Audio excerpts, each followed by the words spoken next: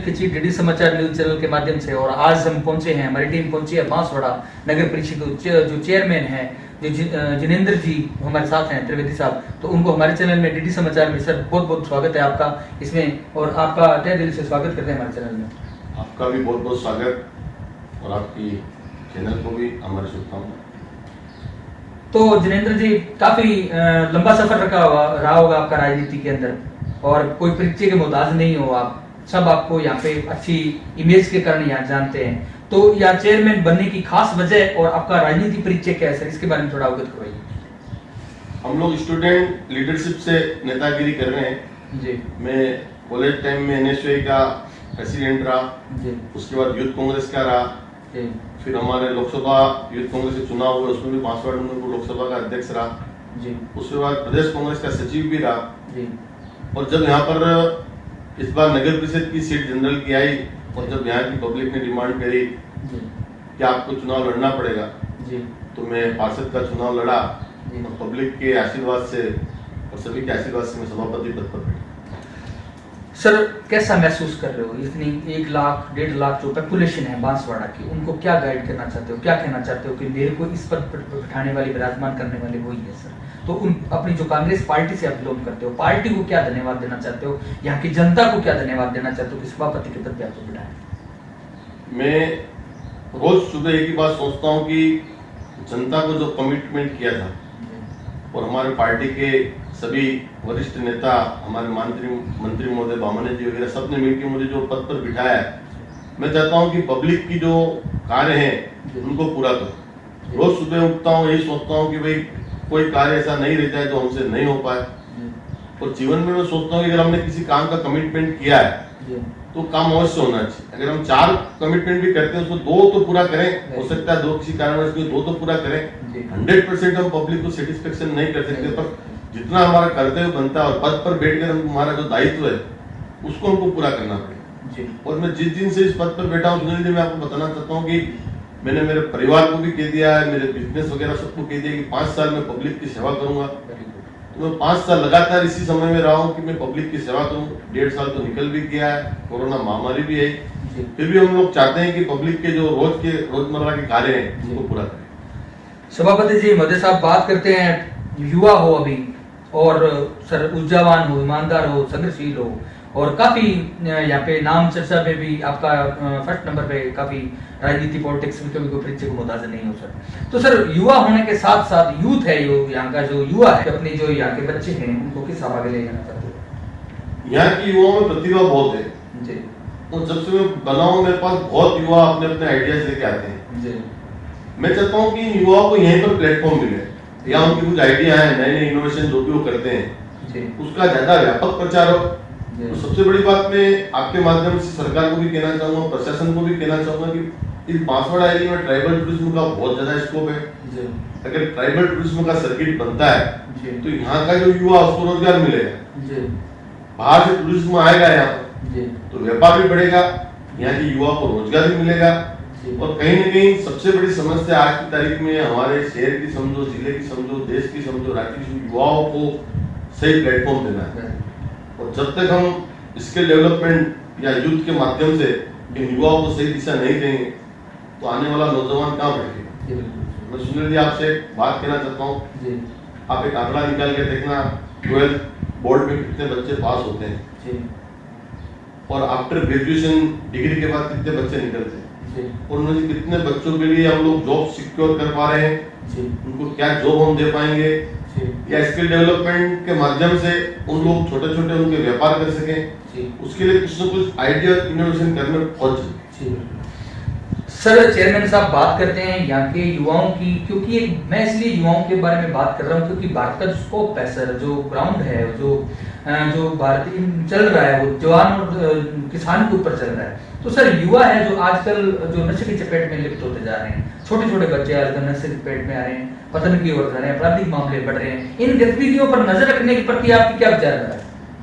Sir मैं कहना चाहूंगा कि हर जिले में या शहर में 1 या 2 ऐसे एनजीओ एक्टिव होने चाहिए जो एनजीओ पुलिस से संपर्क में रहे और बकायदा कहाँ पर इस तरह के कार्य चल रहे हैं वो पुलिस को बताया और पुलिस इससे सख्ती कार्रवाई करे। और दूसरा सबसे बड़ी बात माँ बाप को होना चाहिए कि उनका बच्चा कहाँ जा रहा है, कहाँ उठ रहा है, कहाँ बैठ रहा है, उसके हालचाल देखो, किसके साथ बैठ रहा है, कहीं वो गलत नशे में तो नहीं जा रहा है, गलत। आज आपने बहुत सही मुद्दा उठाया। सबसे बड़ी जो समस्या आज की तारीख में नशे की, काफी एनजीओ काम कर रहे हैं, सरकार भी इसके प्रति चिंतित है, पर मैं जिम्मेदारी के साथ कहना चाहूंगा ग्रास रूट लेवल पे कार्य नहीं हो पा रहा, जिसके कारण लगातार जो नशे की जो आदत है युवाओं में वो बढ़ती जाए। सर बात करते हैं भ्रष्टाचार की, करप्शन की। सर इसके बारे में प्रति आपके यहाँ पे जो स्टाफगण हैं या जो यहाँ कर्मचारी हैं, उनको आप किस आप गाइड करना चाहते हो कि जो यहाँ पे क्या है कि जो ट्राइबल एरिया है, तो यहाँ पे जो भ्रष्टाचार। हमारे यहाँ पर सीमेंट फैक्ट्री है, इंडिया सीमेंट करके, उनसे टाइप कर ले तो वो लोग भी तैयार है, जो भी हमारा सूखा कचरा इस तरह का निकलेगा, जो व्यस्त प्लास्टिक वगैरह, वो लोग ले लेंगे ताकि जो उनका बर्निंग यूनिट होता है उसके अंदर काम आ जाएगा। तो हमारा सबसे पहला फोकस ये है कि सूखा गीला कचरा अलग करें और लोगों के अंदर अवेयरनेस करें। मैं आपको बताऊं, मैंने एक इंदौर सिटी का स्टडी किया था। वहां पर जो गीला कचरा होता है कि वहां की जो खुद घर की जो महिला है वो उस गीले कचरे से खाद बना रही है और उस खाद के उनके घर के अंदर जो पौधे हैं उस पौधों के अंदर खाद डाली। तो धीरे धीरे जागरूकता यहाँ पर भी जो पढ़े लिखी अच्छी गृहिणी है, समझदार, उनको बताना पड़ेगा कि इस कचरे को अगर आप घर के अंदर रख के इसे खाद बनाते हो, हाँ, तो जैविक खाद आप घर के अंदर अगर आसपास कोई बगीचा उसके अंदर डाल दो, पौधों में डाल दो, तो कहीं ना कहीं जैविक खाद काम है। इस तरह का हम लोगों ने कार्य चालू कर दिया। तो सर बात करते हैं चेयरमैन साहब जो किसानों के बारे में। सर जो आज क्योंकि इंडिया एक सर कृषि प्रधान देश है, इसके अंदर 65% जनसंख्या वो पॉपुलेशन है वो फार्मर्स है, सब किसान है सर, और हम कहीं न कहीं अपने भी कहेंगे किसान के बेटे या किसान ही होंगे। तो सर किसानों के बारे में जो केंद्र सरकार ने, जो माननीय मोदी साहब ने जो 3 बिल बनाए हैं सर, MSP, APMC और कॉन्ट्रैक्ट फार्मिंग, उसके बारे में आपकी क्या राय है? सर ये बहुत बड़ा इशू है। मैंने इसको स्टडी किया, मेरा यह सोचना है कि इसमें जो कॉन्ट्रैक्ट फार्मिंग का जो मटेरियल लाए, इससे किसान काफी भ्रमित हो रहे हैं और इससे बड़े जो इंडस्ट्रीज हैं उनको फायदा होगा। डायरेक्ट ये लोग खरीदेंगे, स्टॉक करेंगे। आज अगर कोई 10 रुपए किलो चीज है तो स्टॉक करके आने वाले 6 महीने साल भर बाद उसको 20 रुपए 25 रुपए किलो बेचेंगे। किसानों को क्या फायदा होगा? किसानों की स्थिति तो वही रहेगी और दबाव में आ जाएंगे इनके कॉन्ट्रैक्ट फार्मिंग में। और जैसे FCI जो है, जैसे अभी जो BSNL के हाल हुए हैं वो हाल FCI के हो जाने, FCI खरीदेगा नहीं और FCI के बाहर ही ये लोग बैठेंगे और ये लोग मनमाने दाम से खरीदेंगे। तो इसमें कई विसंगतियां है, तो उनको अगर सॉल्व कर लेंगे तो किसान भी क्या चाह रहा है? किसान भी ये चाह रहा है कि इसके अंदर जो गलत चीजें, कमियां हैं, उनको क्लियर करो। इतनी सी इनकी बात है और वो गारंटी चाह रहे हैं कि भाई हमको गारंटी मिले, बस इतनी सी बात चाह रहे हैं। अब पता नहीं इसको प्रधानमंत्री जी क्यों नहीं मान रहे, बहुत बड़ा इशू। सर बात करते हैं बालिका शिक्षा के प्रति, क्योंकि अपने समाज में बालिकाओं को हर क्षेत्र में पीछे रखा जाता है। तो आपके यहाँ पे ट्राइबल एरिया के होने के साथ जहाँ पे क्या कि ज्यादातर इसके कारण जो बालिका शिक्षा पे बहुत कम ध्यान दिया जाता है, तो इसके प्रति प्रशासन को क्या कहना चाहते हो कि शिक्षा विभाग से क्या कहना अनुरोध कर रहे हो आप कि बालिकाओं के लिए या फिर ज्यादा से ज्यादा उनको पढ़ाने के प्रति कुछ सुविधाएं निकाली जाए? इसके प्रति आपकी क्या राय है? सर ये धारणा पहले थी, बालिका पढ़ती नहीं थी, पर अभी आप यहाँ का डाटा देखेंगे इस ट्राइबल एरिया का, थे वो भी राजनीति में पार्टिसिपेट हुए। मेरे पिताजी ने हरिदेव जोशी जी जो हमारे मुख्यमंत्री रहे हुए हैं, उनके साथ काफी लंबे समय से कार्य किया था। और पिछले 70 साल का अगर हम इतिहास उठाएं तो कांग्रेस पार्टी ने आज देश पे राज भी किया है। और कांग्रेस पार्टी आज हम जो भी सोचे कि देश में जो नए नए आयाम हुए, चाहे मेडिकल के लेवल पे हुए, उद्योग में, ऊर्जा में हुए, कई तरह के कार्य किए। आज माफ करना, मैं एक बात आपके चैनल से कहना चाहूंगा, आज की जो युवा पीढ़ी है वो गांधी जी को नहीं मानती, गोडसे को मानती। आज हमारे मुख्यमंत्री जी ने पूरे राजस्थान में गांधी दर्शन समिति के नाम से चला रखा है ताकि युवाओं के अंदर एक संस्कार आए। पता नहीं आजकल का युवा इतना फास्ट क्यों हो गया है। आप गांधी जी को पढ़िए। मैं कहता हूँ कि जब हम 14 नवंबर चाचा नेहरू की जयंती मनाते थे, बच्चों के अंदर डिबेट होती थी, बच्चे गुलाब लगा के चाचा नेहरू बन के आते थे, गांधी बन के आते थे, ये सब बच्चों के अंदर संस्कार थे। आज ये संस्कार खत्म हो गए। आज बच्चों के अंदर पता नहीं क्या आ गया है, वो चाहे गांधी जी हो, चाहे नेहरू जी हो, और हमारे जो स्वतंत्र सेनानी रहे, उनके योगदान के बारे में पढ़ते नहीं, बचपन में आप पढ़ो कि उन लोगों ने कैसे देश को आजाद कराया, कितने टाइम तक वो जेल में रहे, क्या संघर्ष किया, क्या संघर्ष उन्होंने जीवन में किया। जब तक अगर इनको आप नहीं पढ़ोगे आपको थोड़ी पता चलेगा कि क्या है। तो ये थोड़ा सा इसको देखना जरूरी है। आज के जो माहौल में अगर हम संस्कृति को और हमारे देश को जिंदा रखना चाहते हैं, अच्छी बातें करना चाहते हैं, तो इन लोगों को, महापुरुषों को उनको पढ़ना पड़ेगा। सर बात करते हैं मूलभूत सुविधाएं सर, स्वच्छता और स्वच्छता के बारे में, बिजली, लाइट, पानी की निकासी, पेयजल की व्यवस्था सर, इसके बारे में क्या किया? यहाँ पे ट्राइबल एरिया तो यहाँ पे ज्यादा दिक्कत होती होगी, तो इसके प्रति आप अब सभापति बने हो जो नगर परिषद सर बांसवाड़ा के, तो आप क्या करना चाहते हो? पहले भी काफी यहाँ सभापति या चेयरमैन या उप चेयरमैन रहे होंगे, या जो पॉलिटिक्स लोग रहे काफी रहे होंगे, उन्होंने भी काफी प्रयत्न किए। ऐसे कौन से कार्य वो जो उन्होंने नहीं किए वो आप करना चाहते हो? हमारे यहाँ पे जब मैं सभापति बना उसके पहले स्वच्छता को लेकर बहुत बड़ी दिक्कत थी। मैंने आते ही सबसे ज्यादा अगर जोर दिया, फोकस किया, स्वच्छता पे दिया है। अभी मैं आपको बताना चाहूंगा, आप भी जाकर देख चुकी कि हम लोगों ने डोर टू डोर कलेक्शन के अंदर सूखा कचरा और गीला कचरा अलग कर दिया। मुझे पहली बार पता चला कि जो कचरा होता है वही बिकता है अच्छी रेट में। अभी हमने सूखा और गीला कचरा अलग किया और गीले कचरे से हम लोग खाद बना रहे हैं। अभी हमारा खाद बनना तैयार होने वाला है, उस खाद को हम लोग किसानों के बीच में दें। और मैं आपको बता रहा हूँ सुनील जी, जब सूखा कचरा हमने अलग किया उसके अंदर प्लास्टिक की बोतल भी निकली, कांच की बोतल भी निकली, कपड़े भी निकले, प्लास्टिक की कई दूसरी चीजें निकली, कई ऐसी चीजें निकली। तो कार्मिकों को ये बात कहना चाहूंगा कि आपको सरकार इतनी अच्छी सैलरी दे रही है, इसके बाद आप भ्रष्टाचार में मत पड़िए। अगर पढ़ोगे तो आपका और आपके परिवार का फ्यूचर खराब होगा। और जिस तरह से राजस्थान सरकार सख्ती कर रही है, अलर्ट होइए, इस तरह के गलत काम मत करिए। सर अपने राजनीति के जो परिचय के बारे में थोड़ा बताइए, अपने जीवन के बारे में थोड़ा बताइए कि आप किस साल इस जो पॉलिटिक्स है इसमें किस साल घुसे, या पहले से जब बचपन से सोच लिया था कि मेरे को पॉलिटिक्स में जाना है, इसके पीछे का रीजन क्या है? और आपके जो पेरेंट्स थे, आपके बुजुर्ग थे, वो भी कभी राजनीति में पार्टिसिपेट हुए? मेरे पिताजी ने, हरिदेव जोशी जी जो हमारे मुख्यमंत्री रहे हुए हैं, उनके साथ काफी लंबे समय से कार्य किया था। और पिछले 70 साल का अगर हम इतिहास उठाएं तो कांग्रेस पार्टी ने आज देश पे राज भी किया है। और कांग्रेस पार्टी आज हम जो भी सोचे कि देश में जो नए नए आयाम हुए, चाहे मेडिकल के लेवल पे हुए, उद्योग में, ऊर्जा में हुए, कई तरह के कार्य किए। आज माफ करना, मैं एक बात आपके चैनल से कहना चाहूंगा, आज की जो युवा पीढ़ी है वो गांधी जी को नहीं मानती, गोडसे को मानती। आज हमारे मुख्यमंत्री जी ने पूरे राजस्थान में गांधी दर्शन समिति के नाम से चला रखा है ताकि युवाओं के अंदर एक संस्कार आए। पता नहीं आजकल का युवा इतना फास्ट क्यों हो गया है। आप गांधी जी को पढ़िए।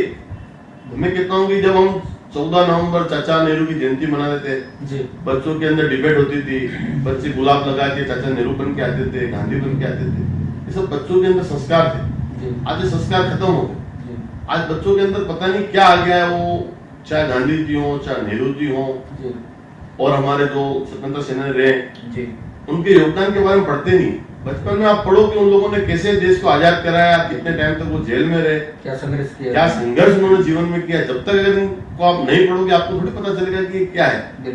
तो ये थोड़ा सा इसको देखना जरूरी है। आज के जो माहौल में अगर हम संस्कृति को और हमारे देश को जिंदा रखना चाहते हैं, अच्छी बातें करना चाहते हैं, तो इन लोगों को, महापुरुषों को उनको पढ़ना पड़ेगा। सर बात करते हैं मूलभूत सुविधाएं सर, स्वच्छता और स्वच्छता के बारे में, बिजली, लाइट, पानी की निकासी, पेयजल की व्यवस्था सर, इसके बारे में क्या किया? यहाँ पे ट्राइबल एरिया तो यहाँ पे ज्यादा दिक्कत होती होगी, तो इसके प्रति आप अब सभापति बने हो जो नगर परिषद सर बांसवाड़ा के, तो आप क्या करना चाहते हो? पहले भी काफी यहाँ सभापति या चेयरमैन या उप चेयरमैन रहे होंगे, या जो पॉलिटिक्स लोग रहे काफी रहे होंगे, उन्होंने भी काफी प्रयत्न किए। ऐसे कौन से कार्य वो जो उन्होंने नहीं किए वो आप करना चाहते हो? हमारे यहाँ पे जब मैं सभापति बना उसके पहले स्वच्छता को लेकर बहुत बड़ी दिक्कत थी। मैंने आते ही सबसे ज्यादा अगर जोर दिया, फोकस किया, स्वच्छता पे दिया है। अभी मैं आपको बताना चाहूंगा, आप भी जाकर देख चुकी कि हम लोगों ने टाइम टू टाइम वैक्सीनेशन कराया। सर बात करते हैं आपके परिचय के बारे में सर, जब आप छोटे थे या जब आप स्कूल में पढ़ते थे या आप पहले की आपके जो जीवन था उसके बारे में बात करते हैं सर, किस साल आपने उस टाइम पे सोचा था कि मेरे को मैं नगर परिषद बांसवाड़ा का एक दिन सभापति बनने पे आऊंगा? इसके बारे में थोड़ा क्या आपके दो? सर कभी नहीं सोचा था, ईमानदार से बोलूं, क्योंकि मैं कोई बहुत बड़ी राजनीतिक पृष्ठभूमि या बहुत बड़े ऐसे परिवार से नहीं आता हूँ, पर जीवन में जरूर सोचा था कि लोगों की सेवा करनी है। मैं कई लोगों को ये बात कहता भी हूँ कि जीवन में आप आते हो तो कुछ ऐसा कार्य करो कि लोग आपको याद करें। हटके कुछ भी करो, आपको लोग आपको जीते जी भी याद करें, आपके नहीं होने के बाद भी लोग याद करें कि ये काम किया, किसी भी फील्ड में करो। तो मेरी इच्छा थी कुछ न कुछ सोशल वर्क करूंगा, पर समय के साथ सभापति का पद आ गया और जिम्मेदारी मिल गई, तो ज्यादा जिम्मेदारी होगी। तो मैं चाहता हूँ कुछ ऐसे अच्छे कार्य कर जाऊं ताकि लोग याद करें। और कहीं ना कहीं छोटे से ही लेके एक मन में कुछ था कि मैं मेरे शहर के प्रति कुछ करूं, तो आज जिम्मेदारी मिली तो निश्चित शहर के प्रति कुछ कर रहा हूं। सर, चहुमुखी विकास के प्रति मॉडल जो नगर परिषद बनाने के प्रति आपकी क्या सोच है और क्या कहना चाहते हो प्रशासन को कि हमारे यहाँ ये पहले भी काफी नगर परिषद में रहे होंगे सर, बहुत समय से चलता आ रहा है, तो लेकिन ऐसा कौन सा अलग कार्य है जो आप करना चाहते हो नगर परिषद पर? तो मैं कुछ स्थायी कार्य करना चाहता हूँ। जैसे अभी तक हमारे बांसवाड़ा शहर के अंदर कोई कॉम्प्लेक्स नहीं बना है, तो अभी हम लोग बढ़िया कॉम्प्लेक्स बनाना चाहते हैं। बढ़िया हमारे बीच में शहर के बीच में कुशलबाग ग्राउंड है, जिसका हमने 4 करोड़ का प्रस्ताव लिया, बहुत ही खूबसूरत हम ग्राउंड बनाना चाहते हैं। उसके अलावा अभी माननीय मुख्यमंत्री जी ने बजट के अंदर हमको 15 करोड़ रुपए का एक टाउन हॉल दिया, एक बहुत ही सुंदर हम टाउन हॉल भी बनाना चाहते हैं। हम चाहते हैं कुछ स्थायी बढ़िया चीज हो जाए, हमारे जो पुराने पार्क है वो जीर्णोद्धार हो जाए। हमारे यहाँ पर 64 हेक्टेयर का शामपुरा वन मंडल है, उसको डीप फॉरेस्ट की बहुत अच्छा डेवलप करें पर्यटन के हिसाब से। कुछ ऐसा कार्य करें ताकि यहाँ पर्यटन भी है, लोगों की इनकम भी बढ़े। जैसे हमने यहाँ बोटिंग चालू कर दी है, बांसवाड़ा में शायद पहली बार बोटिंग चालू हुई है, जिप लाइन का कार्य चल रहा है। तो ये सब कार्य हमारी सरकार भी ऊपर है, हमारे क्षेत्र के माननीय मंत्री जी भी हैं, तो हम सब मिलकर चाहते हैं कि अच्छा कार्य हम स्थायी कार्य करें ताकि लोगों को दिखे आना चाहिए। तो जिनेंद्र जी नगर परिषद के जो सभापति वो चेयरमैन हमारे साथ जुड़े हुए थे डीडी समाचार के माध्यम से, उनका बोलना है कि कोरोना महामारी है, इसका कोई अभी पूर्ण तरीके से इसकी वैक्सीन अभी तक डेवलपमेंट नहीं हुई है, लेकिन घबराने की जरूरत नहीं है, इससे बचा भी जा सकता है अगर सोशल डिस्टेंसिंग के नियम की पालना की जाए। इनका बोलना है घर से बाहर जाए तो मास्क लगा के रखें, 2 गज की दूरी बनाए रखें, सैनिटाइजर डिटॉल से मुझे हाथ धोते। तो मैं सुनील किची, कैमरामैन मनोज के साथ 10 मिनट देने के लिए बहुत धन्यवाद। Thank you sir, thank you. Okay, thank you, जय हिंद।